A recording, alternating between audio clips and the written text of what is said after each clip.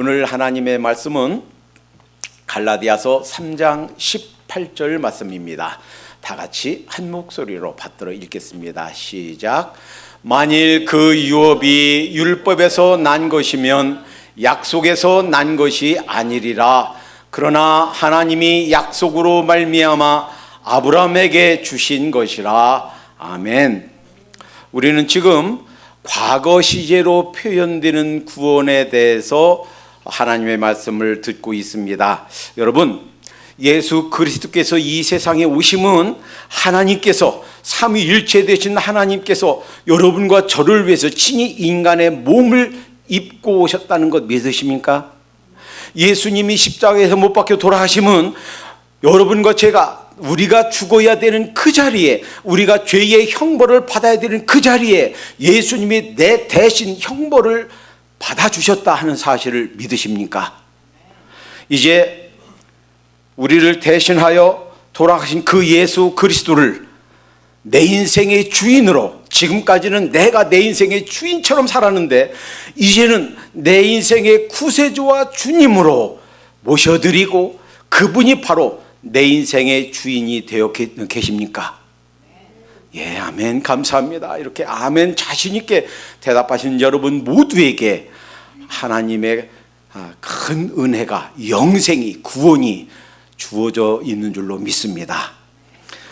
하나님께서 주신 영생, 이것이 우리 인간 편에서 보면 conversion, 회심이라고 그랬어요. 그리고 그 회심은 하나님께로 돌아가는 repent, 회개와 그리고 believe, 믿는 믿음으로 이루어져 있고, 그것은 인간 편에서 볼 때 회심이고 하나님 편에서 우리를 볼 때는 regeneration, 중생, 거듭남, 새롭게 영적으로 태어나는 것이라고 그랬습니다. 이것을 법적인 측면에서 보면 의롭다라고 하나님께서 인정해 주신 것, 의롭다라고 법원에서 판결을 내려주신 것, 칭의라고 그랬습니다. 그리고 오랫동안 이스라엘 사람들에게 민족적인 그런 규례로 이런 율법으로 주셨던 고엘, 그러니까 가까운 사람, 가까운 친척, 이웃, 가까운 친족이 땅이 팔렸다거나 우리 자신 몸이 노예로 팔렸다거나 했을 때 값을 주고 사주는 것, 그리고 매 50년마다 7년 안식일에 7번, 그 50년째 되는 이 희년제도, 자, 우리가 땅을 팔렸다 할지라도, 그리고 우리 몸이 노예로 팔렸다 할지라도 50년째 되는 해에는 자유케 되는, 그 해방되는, 값을 치르지 않아도 저절로 해방되는 희년을 지키게 했고, 예수님께서 이 땅에 오신 것은 여러분과 저를 값쓰고 자신의 생명, 자신의 피, 자신의 몸을 주고 우리를 사시기 위해서, 속량하시기 위해서 이 세상에 오셨다라는 거예요. 이 사실을 가르쳐 주시기 위해서 이스라엘 나라 민족 전체에게 명절로, 규례로, 율법으로 지키게 하셨다 하는 것을 살펴봤습니다. 문제는 그것입니다. 이 구원이 그러면 어떻게 오는가, 우리에게 어떻게 우리에게 주어지는가? 오늘 본문 말씀은 이 사도 바울이 두 가지 견해, 두 가지 갈등되는 견해에 대해서 결론을 내려주신 거예요. 어떤 결론인가? 율법을 지킴으로써 온다, 이 구원이, 이 하나님의 유업이 아니다, 은혜로, 하나님의 은혜로 온다. 이 두 가지 생각 때문에 이것에 대해서 아주 분명하게 우리에게 주신 말씀이 오늘 본문 말씀입니다. 그런데 이 말씀에 대해서 지금도 극단적인 두 대조되는 견해가 있습니다. 대표적인 것 하나는요, 이 율법을 지켜야 구원받는다라고 하는 유대주의, 유대인의 생각이고, 또 하나는 비록 예수님 믿고 크리스찬이지만 그러나 칠성례전이라고 그러면 오늘 우리가 주의 만찬식을 거했듯이 교회에서 하는 의식이에요. 이러한 의식들을 통해서 우리가 하나님의 은혜를 받게 된다. 다시 말하면 어떻게 구원받는가? 성세 받음으로, 그러니까 우리 개신교에서 말하는 세례 혹은 침례 받음으로 구원받는다. 어떻게 성령 받는가? 견진예 받음으로, 즉 다시 말하면 안수 기도 받음으로 성령 받는다.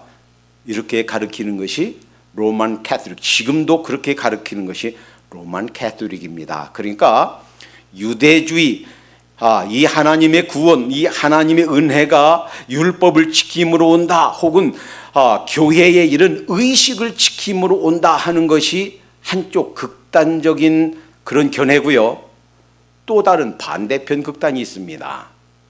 그 반대편 극단은 율법은 이제 예수님이 오심으로, 예수님의 십자가 사건 이후로 이제는 폐지되었습니다.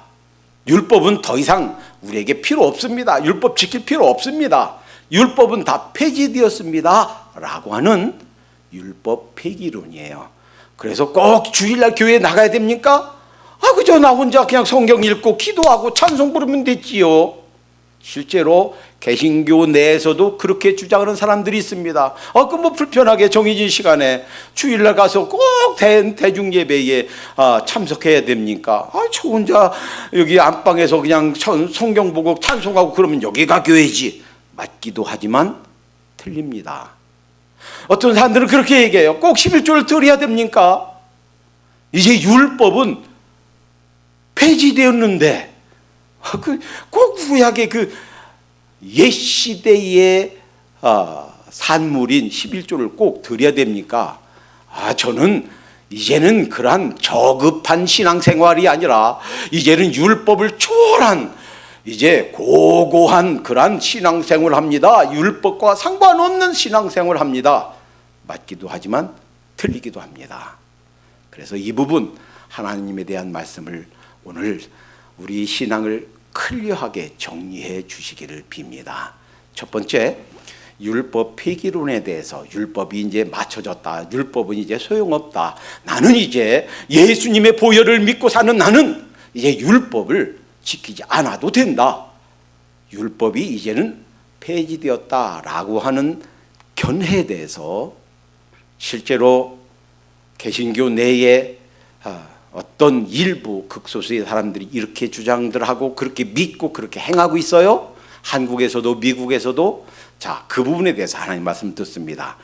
첫 번째, 마태복음 6장 17절 18절에서 예수님이 이 부분에 대해서 뭐라고 말씀하셨는가 듣겠습니다. 제가 읽겠습니다. 그냥 듣기만 하세요. 내가 율법이나 선지자나 폐하러 온 줄로 생각지 말라. 폐해졌다고요? 안 폐해졌다고요? 예, 예수님이 율법 폐하러 오신 것이 아니다라고 말씀하셨어요. 폐하러 온 것이 아니요 완전케 하려 함이로다. 진실로 너희에게 이르노니 천지가 없어지기 전에는, 이 천지 만물이 없어진다 할지라도 뭐가? 이 하나님의 율법이 폐해지지 않는단 말이에요. 없어지기 전에는 율법의 1.1핵이라도, 우리가 히브리어 헬라어를 잘 몰라서 그러는데요, 이 점 하나가 이 법구에 따라서 의미가 달라져요. 뭐 삐침 하나가 있냐 없냐에 따라서. 자, 그런데 그 점 하나도 1.1핵도 이 율법이 없어지지 아니하고 다 이루리라. 그러니까 어떤 식으로 가르치든 어떤 식으로 변명을 하든 율법이 폐지됐다, 폐기됐다라고 하는 주장은 비성경적인 이단적인 가르침입니다. 대단히 주의하시기 바랍니다. 만약에 율법이 폐해진 구시대의 산물이다라고 생각하는 분들은 이 말씀 아주 주님께서 클리어하게 직접 말씀해 주신 이 말씀에 의해서 우리 신앙이 교정되시기를 바랍니다. 두 번째, 예수님이 이렇게 말씀하셨어요. 한 번은 마태복음 23장에서 대단히 화를 내셨습니다. 화 있을진저. 축복하는 말씀이 아니에요. 축복한다 하는 것이 아니에요. 저주의 말씀이에요.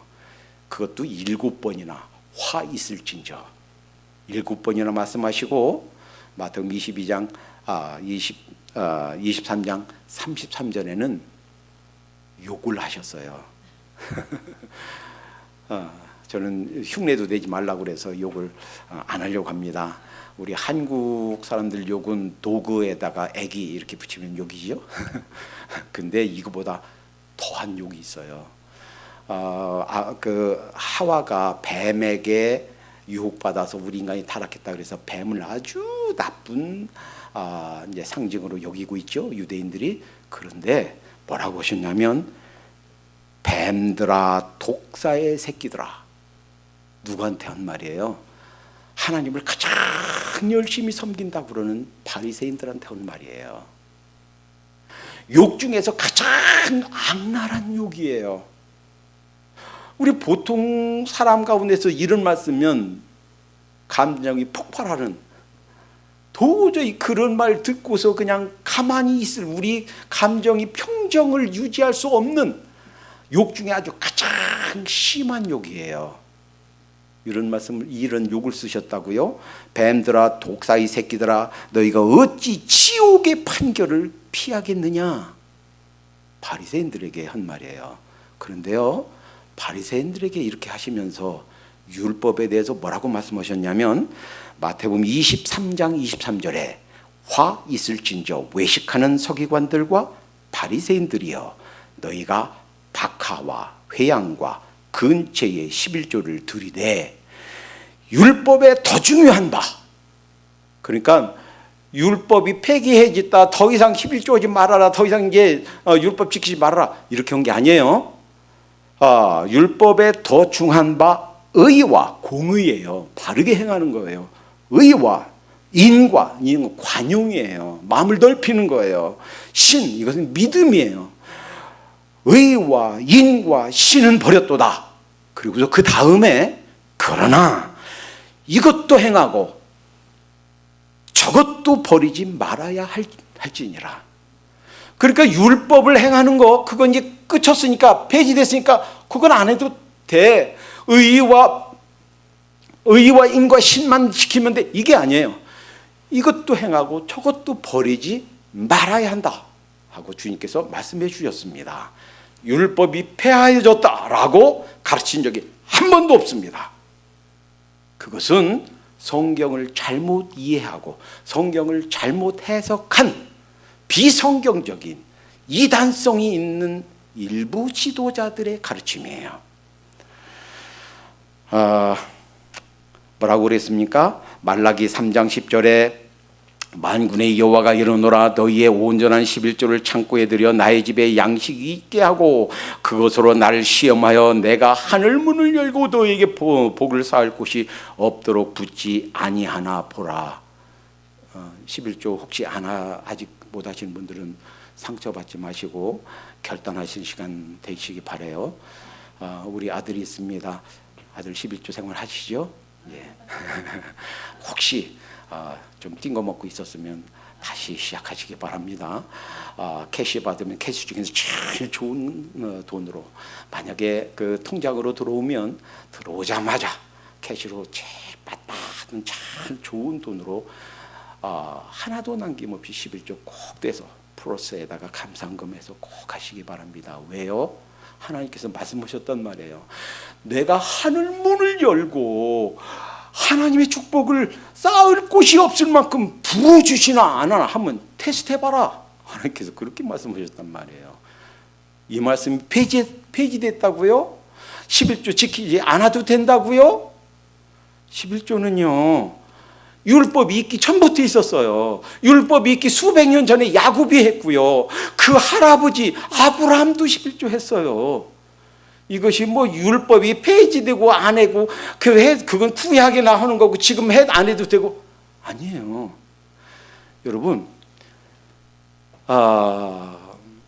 내가 내 인생의 주인을 만몬신, 돈을 내 인생의 주인으로 삼고 있나, 하나님을 내 인생의 주인으로 삼고 있나 하는 것은 간단해요. 11조 하고 있나 안 하고 있나. 죄송하지만 아직 안 하고 있으면요 돈이 내 신이에요. 하나님이 내 주인이 내가 아니에요. 그런데요 예레미야 2장 13절 이렇게 말씀하셨네요. 내 백성이 두 가지 악을 행하였으니 곧 생수의 근원들은 나를 버린 것과 내 백성이 하나님의 백성이 나를 버렸다. 그리고 또 하나 버린 것과 스스로 웅덩이를 판 것인데 그것은 물을 저축하지 못할 터진 웅덩이니라. 내가 이것 있어야 먹고 살아. 내가 이것 있어야 남은 생에 편히 살지. 내가 이거 없으면 내가 어떻게 남은 인생 노후를 대 살라고 라고 스스로 판 웅덩이인데 저축하지 못할 터진 웅덩이에요. 물을 거기다 부으면 또 나가고 또 나가고 또 나가고 돈을 버는 것 같은데 모아지는 것 같은데 어느 세월에 보면 그냥 다 나가버렸어. 물을 가두지 못할 터진 웅덩이란 말이에요. 학개서 1장 6절에 보니까 너희가 많이 뿌릴지라도 수입이 적으면 먹을지라도 배부르지 못하며 마실지라도 흡족하지 못하며 입어도 따뜻하지 못하며 일꾼이 삭을 받아도 그것을 구멍 뚫어진 전대에 넣음이 됐느니라. 한번 생각해 보세요. 구멍 뚫어진 전대, 돈주머니 구멍이 뚫어져 있어요. 그러면 거기다가 옛날 돈이면 다 동전이죠. 짤랑짤랑 아무리 금화 은화 동화 아무리 넣어도 다 해버리죠. 많이 버는 것 같은데 어느 순간 보니까 다 흘러가서 다 빠져나갔어. 나는 율법 안 지켜도 된다. 율법이 폐기됐다. 너 왜 아니에요? 속지 마세요. 자, 이 말씀 시퍼렇게 살아 있습니다. 주일 성수요? 안식일 지킬 필요가 없어. 율법 폐지되었어. 과연 그런가요? 이 안식일에 대한 말씀을 주시면서 10계명 중에 다른 말씀들은요 아주 한마디예요. 살인하지 말지니라, 간음하지 말지니라, 내 부모를 공경하라. 이렇게 이제 간략하게 한 말씀 한 절로 주셨는데 이 안식일에 대한 말씀을 주시면서는요 출애굽기 20장 8, 9, 10, 11 길게 주셨어요. 제가 읽어볼게 들어보세요. 안식일을 기억하여 거룩히 지키라. 엿새 동안은 힘써 내 모든 일을 행할 것이나 제7일은 너의 하나님 여호와의 안식일인즉 너나 내 아들이나 내 딸이나 내 남종이나 내 여종이나 내 육축이나 문 안에 거하는 객이라도 아무 일도 하지 말라. 11절. 이는 왜 그러냐면 왜 이 안식일을 지켜야 되냐면 왜 주일 성수해야 되냐면 이는 엿새 동안에 나 여호와가 하늘과 땅과 바다와 그 가운데 모든 것을 만들고 제7일에 쉬었습니다. 그러므로 나 여호와가 안식일을 복되게 하여 그날을 거룩하게 하였느니라. 내가 우주 만물을 이 창조하면서 6일날은 이렇게 만들게 했지만 제7일날은 쉬었다. 그리고 쉬는 날로 내가 만들었다. 너희도 쉬어라. 심지어 객이라 할지라도 쉬어라. 율법이 생기기 전에 오래 전부터 하나님께서 우주 만물을 우리 인간 만드시기 전부터 이렇게 정해 주셨다 하는 거예요. 그렇지만 이제 나는 이제 신학시대 하지 않습니까? 은혜시대 하지 않습니까? 꼭 주일날 모여야 됩니까? 꼭 교회에 가야 됩니까? 히브리서 10장 25절에 뭐라고 말씀하십니까? 모이기를 피하는 어떤 사람들의 습관과 같이 하지 말고 오직 권하여 그날이 가까움을 볼수록 더욱 그리하자. 모이란 말이에요. 수예배도 모이고 주일 예배도 모이고 할 수만 있으면 매일 새벽 예배도 모이고 금요철 예배도 모이고 모이란 말이에요. 어떤 이유를 대서든지 이 교회의 공모임에 가는 것을 방해하거나 막는 사람이 있다면, 그리고 그것을 하지 못하도록 격려하는 사람이 있다면 눈 똑바로 뜨고 다시 정신 차리시기 바랍니다. 비성경적이에요. 올바르지 않습니다. 자, 그래서 이 부분, 지금부터 정신 바짝 차리고 들으세요. 대부분 어느 설교에서도 어느 책에서도 이 부분 이렇게 정리해 주는 책들 거의 없습니다. 지금부터 잘 들으세요. 정신 차리세요. 율법 중에서 폐지된 것이 있습니다. 그것은 의식법입니다. Ritual Law. 다시 말하면 레위기에서 주신 너희가 죄 용서받기 위해서 소에다가 아론이, 그러니까 대제사장이 두 손으로 안수해요. 그리고 우리 죄가 그 소에게 혹은 양에게 전가되는 거예요. 그래서 그 소를 죽여서 그 피를 제단에 뿌리고 제사를 드려라, 성전 예배는 이렇게 하라 라고 하는 이 의식과 절기 지키는 것은 폐지됐습니다. 왜 그런가요? 이 모든 의식법 이런 것들은 그림자예요. 그 그림자의 실체 되시는 분이 예수 그리스도예요. 예수님이 오셔서 여러분과 저를 위해서 단번에 영원히 유효한 그러한 영원한 제사를 드려주셨어요. 여러분과 저를 위해서 자신을 십자가에서 하나님 앞에 화목제물로 희생제물로 드리셨어요. 그래서 더 이상 이제 이 의식법은 지킬 필요가 없습니다.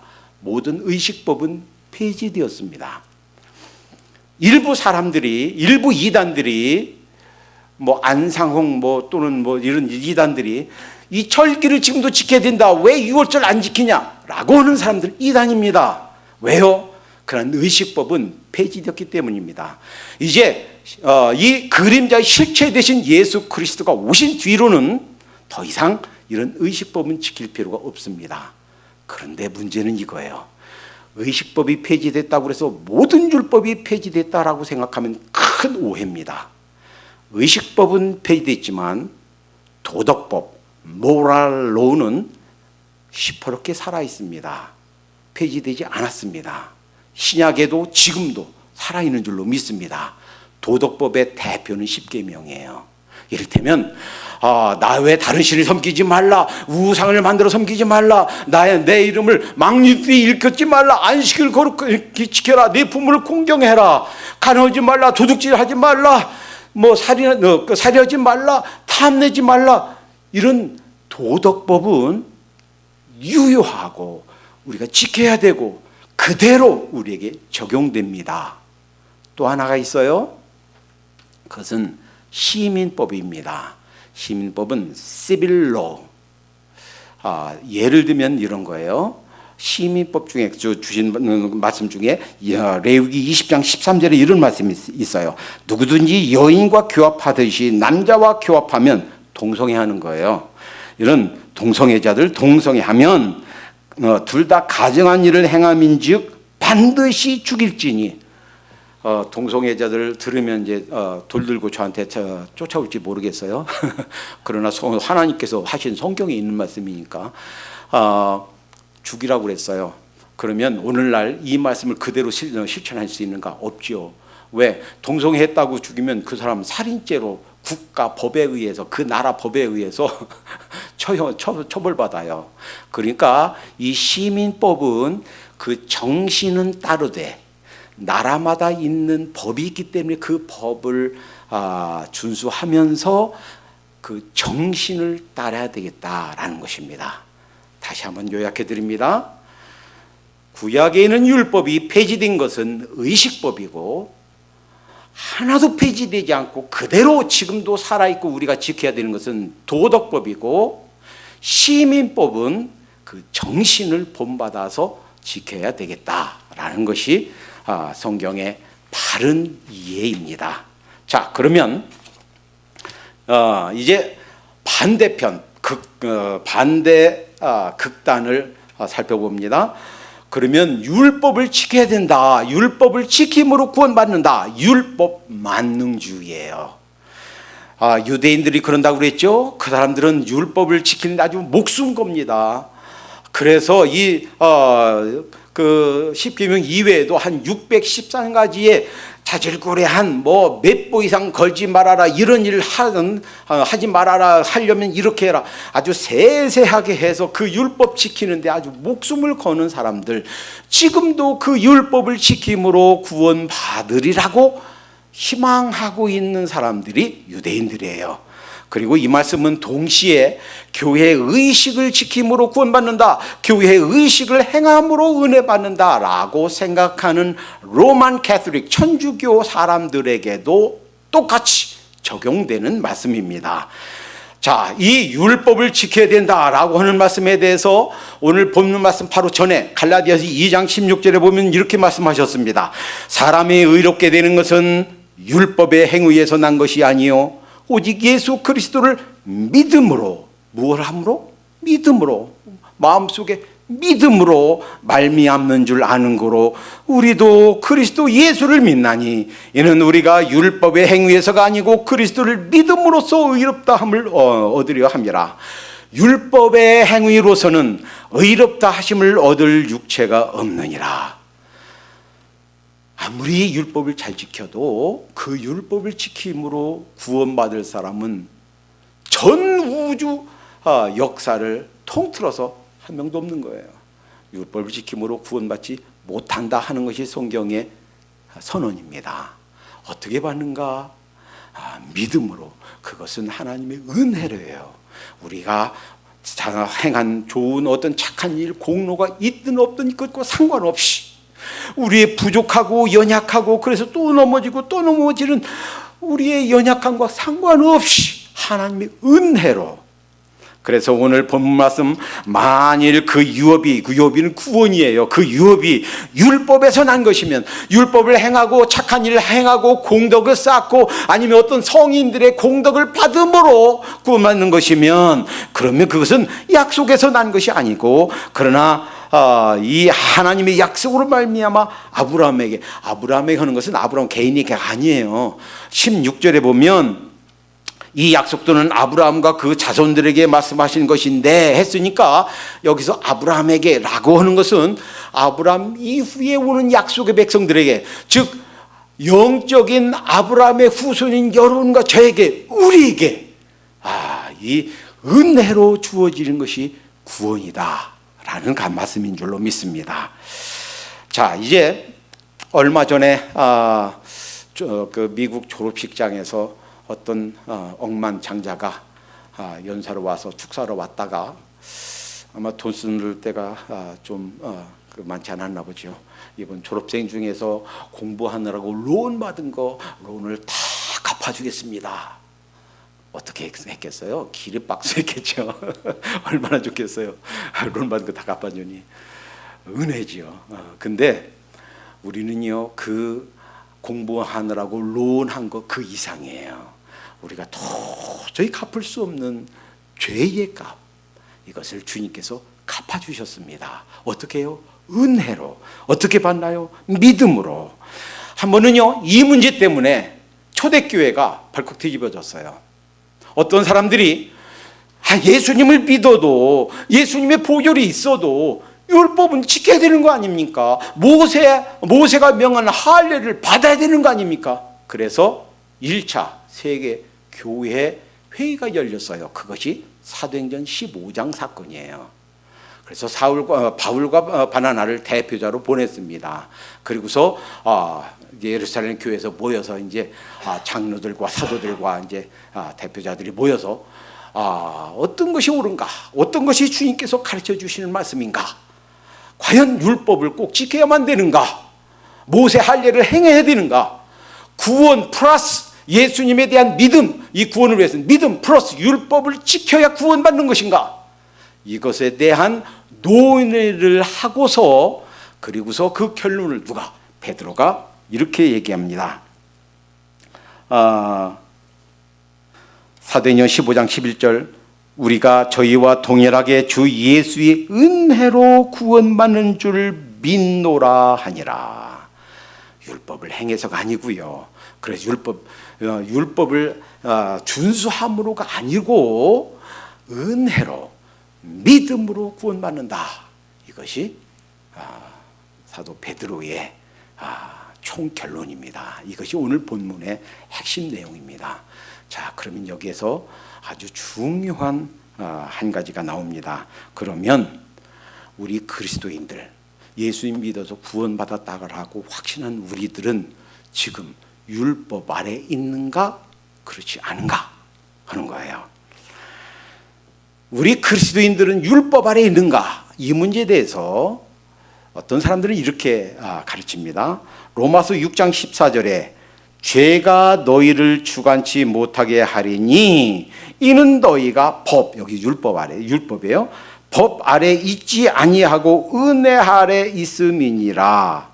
자, 이 말씀을 가르쳐서 이렇게 가르칩니다. 보세요, 우리는 이제 율법 지킬 필요 없잖아요. 율법과는 전혀 상관이 없잖아요. 율법 폐지되었잖아요. 이 말이 이제는 율법을 지킬 필요가 없다라는 말이 아니라 우리가 구원을 위해서 율법에 의존할 필요가 없다라는 말씀입니다. 율법에 의지해서 우리가 구원받는 것이 아니다라는 말씀이에요. 오해하면 안 됩니다. 또 한 말씀이 있습니다. 갈라디아서 5장 18절에 보면 너희가 만일 성령의 인도하시는 바가 되면 율법 아래 있지 아니하리라. 보세요. 율법 아래 있지 않다고 그랬잖아요. 나 이제 성령 받았고 나 이제 그리스도인이 되었고 성령님이 내 안에 내주하시니까 나는 율법 아래 있지 않습니다. 율법과 상관없습니다. 그런가요? 그런 뜻이 아니에요. 이 말씀은요, 갈라디아서 5장 16절 17절 이하에 주신 말씀, 여기에서 해석해야 돼요. 우리가 우리 육신을 따라 살면 결국 죄로 간다. 죄를 짓게 된다. 그런데 우리가 성령님을 따라 살면 육체의 욕심 따라 사는 것처럼 그런 죄를 안 짓고 성령님의 열매를 맺게 된다 하는 말씀이에요. 그래서 이 말씀을 이렇게 오해하면 안 되겠다라는 말씀이에요. 그러면 우리 그리스도인들에게 율법이 죽은 것인가? 잘 들으세요. 율법은 죽지 않아요. 율법은 죽지 않습니다. 폐허지지 않습니다. 언제까지 이 천지가 없어진 한이 있어도 율법은 없어지지 않고 폐허지지 않고 1.1획도 다 이룬다고 그랬어요. 율법이 죽은 것이 아니고 율법에 대하여 내가 죽는 거예요. 내 자신이 죽는 거예요. 그래서 로마서 6장 6절에 이렇게 말씀하십니다. 우리가 알거니와 우리 옛사람이 예수와 함께 십자가에 못 박힌 것은 죄의 몸이 멸하여 다시는 죄에게, 다시는 여기서 죄는 니콜 율법 이렇게 이해하면 돼요. 다시는 죄에게 율법에게 종노릇하지 아니하려 함이니. 그러니까 예수님이 십자가에 못 박혀 돌아가실 때 2000년 전에 사실은 그와 연합해서 내가 죽은 거예요. 여러분과 저는 죽은 줄로 믿습니다. 이 세상에 존재하지 않아요. 나는 내가 사는 것은 이제 나는 죽고 이제 내 안에 그리스도께서 사는 인생인 줄로 믿습니다. 그러니까 율법이 죽은 게 아니고 내 자신이 죽은 거예요. 자, 이 부분에 대해서 로마서 7장에 제가 조금만 더 읽어드립니다. 형제들아, 내가 법 아는 자들에게 말하노니 너희는 율법이 사람의 살 동안만 그를 주관한 줄 알지 못하느냐. 율법이요, 살아있을 때만 그 사람을 주관해요. 그래서 예를 들어줍니다. 남편이 있는 여인이 그 남편 생전에는 그 법으로 그에게 매인받으라. 만일 그 남편이 죽으면 남편이 법에서 벗어나느니라. 이제 남편이 있을 때는 남편에게 매여 있듯이 우리가 율법에 매여 있어요. 그런데 4절에 로마서 7장 4절에 그러므로 내 형제들아 너희도 그리스도의 몸으로 말미암아 율법에 대하여 죽임을 당하였으니. 그러니까 율법이 죽은 게 아니고 율법에 대하여 우리 몸이 죽었다는 거예요. 예수님이 십자가에 못 박혀 돌아가실 때 우리가 함께 죽음으로 내가 죽은 거예요. 그러니까 더 이상 그 율법이 나한테 영향력을 주지 못하는 줄로 믿습니다. 그래서요, 우리가 이제는 율법으로 사는 것이 아니고 은혜로 사는 줄로 믿습니다. 예수님이 우리를 구원하신 것이 내가 율법을 지켜 행함으로가 아니고 하나님의 은혜로, 주님의 보혈로, 나는 믿기만 했는데 믿음으로 우리를 구원하셨듯이, 은혜로 구원하셨듯이 이제는 믿음 후에 사는 우리는 율법을 준행해서 아이고 이거 하나님 말씀 하라고 그랬지 하지 말라고 그랬지, 그 율법 따라서가 아니고 은혜로 사는 거다라는 거예요. 이걸 쉽게 이해하기 위해서 이렇게 예를 들겠습니다. 제가 오늘도 4시간 운전하고 왔습니다. 거리상으로 서울, 부산보다 멀다고 그랬죠. 한국에 나와서 우리 친구 목사님들에게 그 얘기했더니 입을 딱 벌려요. 같이 일하고 있는 흑인 여자애들한테 나 주일날 이제 아틀란타 가는데 4시간 운전해서 가서 설교하고 4시간 운전하고 온다 그랬더니 고개를 살래살래 흔들어요. 한번 생각해 보세요. 누군가가 저한테 너 그렇게 해야 돼 라고 말해서 한다면 그거 하겠습니까? 때려 죽여도 안 하죠. 한번 생각해 보세요. 제가 켄터키에서 올 때는 5시간, 6시간 걸렸습니다. 올 때는 기뻐서 오지만 갈 때는 너무 이제 진이 빠지고 기가 다 빠져서 졸다 그래서 그 테네시 언덕 그 고개 산길 넘어가다가 드르륵 해서 보면 막 계속 낭떠러지로 가고 있어. 그래서 자, 그러니까 매번 올 때마다 생명을 걸어야 됐습니다. 한번 생각해 보세요. 율법으로 지켜야 된다. 이거 누가 돈 줘서 누가 재정적인 보상으로 한다면 얼마를 준들 이런 일 하겠습니까? 안 하죠. 누가 목숨 걸고 그런 그 돈 벌자고 그 목숨을 걸겠습니까? 그런데 저는 기쁨으로 옵니다. 율법으로 행해야 돼서가 아니라 억지로가 아니라 무엇 때문에? 주님께서 주신 사랑이 고마워서 하나님의 사랑 때문에 여러분을 사랑한 그 사랑 때문에 그럼 제가 오면서 막 울상돼서 아이고 힘들어 일어나기 싫은데 그렇게 찡그리면서 올까요? 아니에요. 오늘 아침에도 오면서 너무 기뻐요.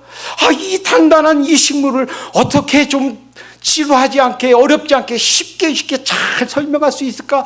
어떻게 여러분들에게 영적으로 영양분 있는 이 영양가 있는 하나님의 말씀을 먹일까? 기쁨에 차서 희망에 차서 아주 평강 기쁨 확 가득해서 달려온단 말이에요. 이것은 율법 이상이에요. 이 은혜로 사는 삶이 이거예요. 율법을 지키는 그 이상이에요. 그래서요 로마서 13장에서는 그렇게 말씀하십니다. 로마서 13장 10절에 사랑은 이웃에게 악을 행치 아니하나니 그러므로 사랑은 율법의 완성이다. 하나님께 율법 때문에 하나님께 하는 것이 아니라 하나님 사랑이기 때문에 율법 때문에 이거 해야 돼 라는 것이 아니라 어떻게 하면 여러분이 영적으로 바르게 설 수 있을까? 가르치기 위해서 사랑 때문에 여러분 이 그리스도인 생각에는요 수많은 너무나 많은 신학적 스펙트럼이 있어요. 똑같은 말씀을 가지고서도요 이단적으로 잘못 해석하고 가르치는 사람들이 너무 많아요. 심지어 침례교 내에서도요 모든 유명한 학자 유명한 어떤 목사님이 다루는 것이나 천만의 말씀이에요. 극단적인 가르침이 너무 많아요. 이단적인 가르침이 너무 많아요. 그래서 아무나한테 배우면 안 돼요. 어떤 것이 성경적인 가르침인가 분별할 줄 알아야 돼요. 그러나 대부분 우리 평신도들은 분별하기가 어렵습니다.